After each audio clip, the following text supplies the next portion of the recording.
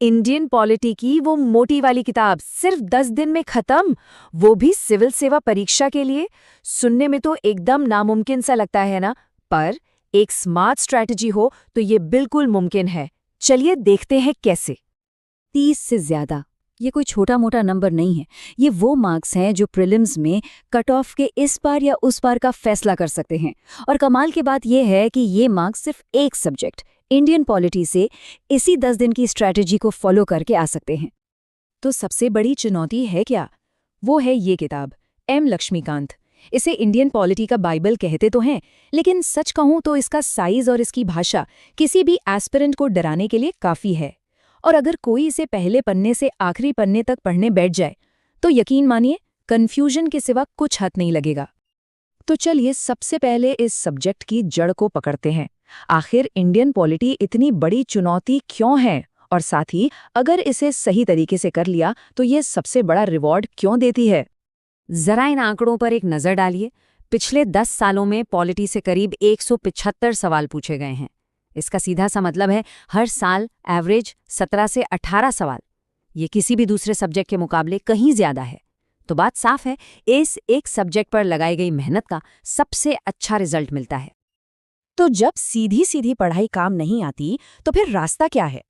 देखिए, इसका हल एक बहुत ही स्मार्ट टेक्निक में छिपा है, और यही वो आइडिया है जिस पर हमारी पूरी 10 दिन की स्ट्रैटेजी टिकी हुई है। ज्यादातर लोग एक बहुत बड़ी गलती करते हैं। वो किताब को चैप्टर बाय चैप्टर क्रम से पढ़ते हैं। पहले प्रेसिडेंट पढ़ा, फिर वाइस प्रेसिडेंट, फिर प्राइम मिनिस्टर, और जब तक गवर्नर पर पहुंचते हैं प्रेसिडेंट की आधी बातें दिमाग से निकल चुकी होती हैं। स्मार्ट तरीका वो ठीक इसका उल्टा है।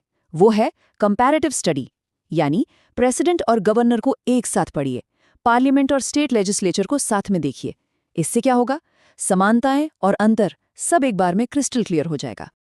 तो ये कंपैरेटिव स्टडी आखिर काम कैसे करती है? देखिए, जब हम प्राइम मिनिस्टर और चीफ मिनिस्टर को साथ साथ पढ़ते हैं तो हमारा दिमाग अपने आप ही दोनों के बीच कनेक्शन बनाने लगता है।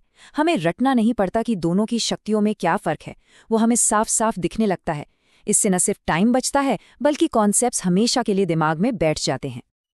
और अगर इस स्मार्ट तरीके से न पढ़ा जाए तो क्या होता है? इसका जवाब इस मजेदार कहावत में है, दिमाग में सब कुछ एक अच्छा फालूदा बन जाता है। मतलब सब कुछ आपस में इतना घुल मिल जाता है कि एग्जाम हॉल में कुछ भी साफ साफ याद नहीं आता। तो अब जब टेक्निक समझ आ गई है तो इसे एक्शन में कैसे लाया जाए? चलिए अब उस 10 दिन के एक्शन प्लान पर आते हैं जो इस पूरी थ्योरी को एक practical step by step blueprint में बदल देगा। इस 10 दिन के प्लान को हमने 4 बहुत ही सिंपल हिस्सों में बांटा है। पहले 2 दिन हम संविधान की नींव को एकदम मजबूत करेंगे। अगले 4 दिन सबसे क्रूशियल हैं, यहाँ हम सेंटर और स्टेट का कंपैरिजन करेंगे। फिर 2 दिन सभी बॉडीज और इंस्टीट्यूशंस को देंगे, और आखिरी के 2 दिनों में गवर्नेंस से जुड़े टॉपिक्स को खत्म करेंगे। ये एक बहुत ही लॉजिकल प्रोग्रेशन है, एक एक कदम आगे बढ़ते हुए। तो बस एक गोल्डन रूल याद रखना है, कुछ भी अकेले नहीं पढ़ना है। जब भी सेंटर का कोई टॉपिक उठाएं, फौरन उसके साथ स्टेट वाला हिस्सा भी कवर करें। पार्लियामेंट के साथ स्टेट लेजिस्लेचर, सुप्रीम कोर्ट के साथ हाई कोर्ट। बस यही इस पूरी स्ट्रैटेजी का सीक्रेट है। चलिए अब इस स्ट्रैटेजी को और भी पावरफुल बनाते हैं।